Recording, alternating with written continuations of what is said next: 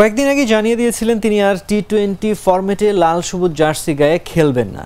টি-20 বিশ্বকাপে আফগানিস্তানের সাথে ম্যাচটি ছিল বাংলাদেশের হয়ে সাকিব আল হাসানের শেষ টি-20 ম্যাচ। তাই গতকাল মঙ্গলবার কানপুর টেস্ট শেষ হওয়ার পরপরই যুক্তরাষ্ট্রের স্ত্রী সন্তানদের কাছে রওনা হয়েছেন সাকিব। বাংলাদেশ দলের ম্যানেজার রাবিদ ইমাম জানিয়েছেন, সাকিব আল হাসান এরই মধ্যে কানপুর থেকে দুবাইয়ের উদ্দেশ্যে যাত্রা করেছে। সেখান থেকে যুক্তরাষ্ট্রের ফ্লাইট ধরে স্ত্রী সন্তানদের কাছে চলে যাবেন তিনি।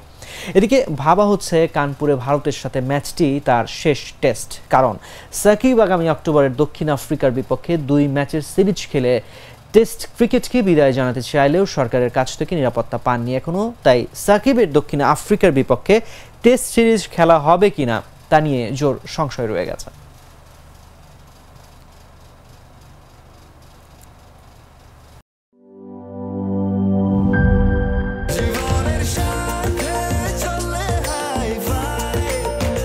স্বাস্থ্যকর অল টাইম ফ্যামিলি কেক, সব সময় অল টাইম হেলদি লাইফ।